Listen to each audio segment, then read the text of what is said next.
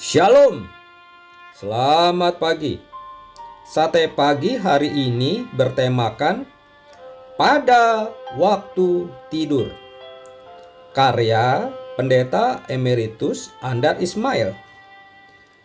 Apa semalam Anda tidur dengan baik?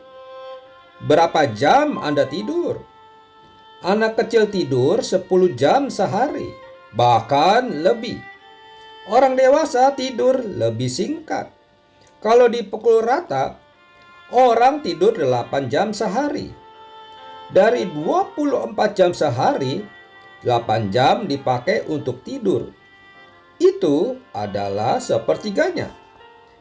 Itu berarti sepertiga dari hidup ini kita pakai untuk tidur. Kalau Anda sekarang berumur 30 tahun, itu berarti Anda sudah tidur selama 10 tahun. Bayangkan tidur selama 10 tahun. Lama betul. Tua diranjang. Namun, apa boleh buat? Semua orang sama, yaitu ada tidurnya. Yang berbeda adalah kebiasaan posisi tidur.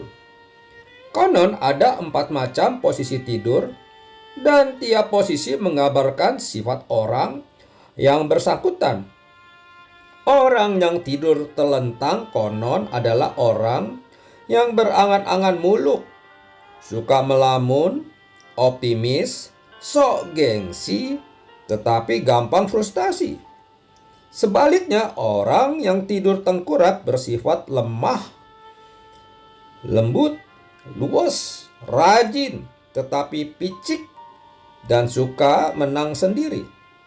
Orang yang tidur miring, apalagi sambil memeluk guling, adalah orang yang berbakat, tetapi gila hormat dan mudah stres. Orang yang tidur melingkar atau mengkerut seperti udang, konon menunjukkan sifat mencari kehangatan dan perlindungan, seolah-olah ingin masuk kembali ke dalam rahim ibu. Tidur tampak seperti sia-sia dan membuang tempo. Namun, pemazmur sangat menghargai tidur. Mazmur 127 ayat 1 dan 2 menulis, "Jikalau bukan Tuhan yang membangun rumah, sia-sialah usaha orang yang membangunnya. Jikalau bukan Tuhan yang mengawal kota, sia-sialah pengawal berjaga-jaga.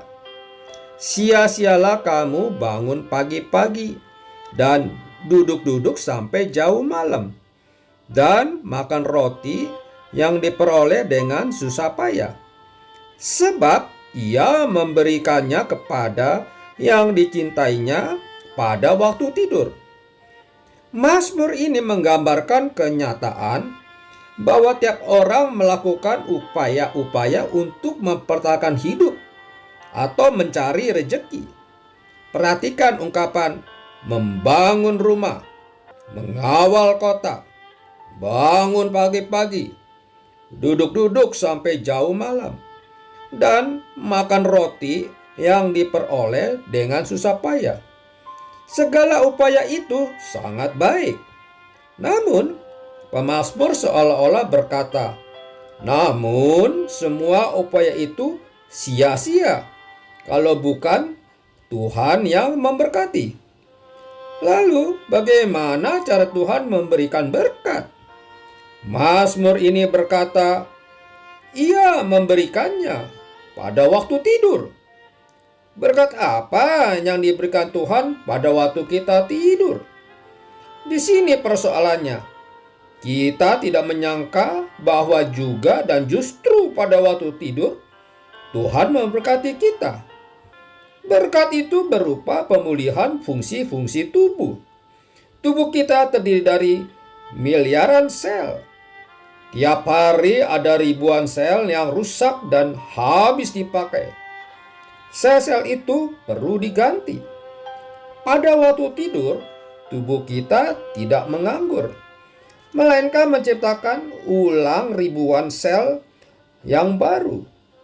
Demikian juga pada waktu tidur. Semua otot di seluruh tubuh mengendur, dan menjadi rileks, supaya keesokan harinya bisa berfungsi lagi. Begitu pula ginjal, jantung, dan alat-alat tubuhnya mengatur aliran metabolisme menjadi slow down atau melambat pada waktu tidur. Yang penting beristirahat pada waktu tidur adalah otak. Oleh sebab itu, kalau orang tidak bisa tidur selama beberapa hari, yang paling terkena dampaknya adalah otak. Contoh gejalanya adalah inatensi, yaitu secara tiba-tiba kehilangan arus berpikir, halusinasi, dan delusi, yaitu merasa diri salah, yakin, dan tidak yakin pada kenyataan. Gejala lainnya adalah apatis, lambat bereaksi, sulit memusatkan pandangan, jari jemari gemetar, dan sebagainya. Jadi pada waktu kita tidur, Tuhan memberi berkat yang sangat diperlukan, yaitu pemulihan dan penyegaran tubuh kita. Bahwa kita bisa mengantuk dan tidur dengan nyenyak, itu bukan berkat yang patut disyukuri. Untuk masyarakat agraris, Mazmur ini juga menunjukkan bahwa berkat Tuhan datang bukan hanya ketika orang bercocok tanam, melainkan juga pada waktu tidur. Sebab pada waktu tidur, Tuhan terus menumbuhkan tanaman. Mazmur ini juga hendak berkata kepada semua orang tentang sikap dalam mempertahankan hidup dan mencari rezeki. Perasaan apa yang paling dominan ketika orang berusaha mempertahankan hidup dan mencari rezeki? Perasaan takut, takut kalau target tidak tercapai, takut tidak cukup, takut gagal, takut tidak selesai, takut kehabisan, takut tidak jadi, takut kalah, takut ini dan itu. Akibat dari rasa takut sangat banyak. Orang menjadi gelisah, khawatir, panik, tegang, serakah, serobot sana-sini, tergesa-gesa, gampang marah, stres, dan susah tidur atau insomnia. Lalu pemazmur seakan-akan berkata sambil tersenyum, sia-sia segala sikap takut dan tegang itu. Sebab pada waktu tidur pun Tuhan memberikan berkat. Perasaan takut memang ada kaitannya dengan tidur. Orang tidak perlu tidur kalau takut.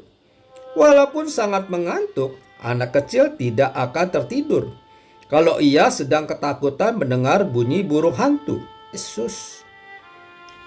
Untuk bisa tidur, kita perlu bebas dari rasa takut.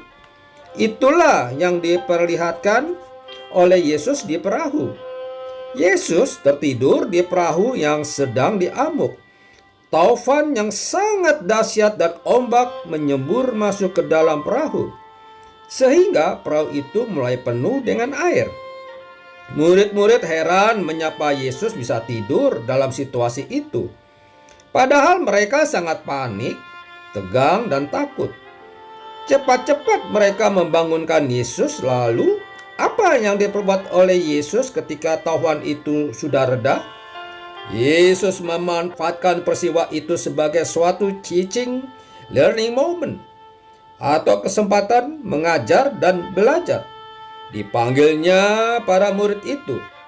Lalu Tuhan Yesus berkata, "Mengapa kamu begitu takut? Apakah kamu tidak percaya?" Kedua belas murid tidak menjawab pertanyaan itu. Memang pertanyaan itu diajukan bukan untuk dijawab, melainkan untuk dicamkan. Amin.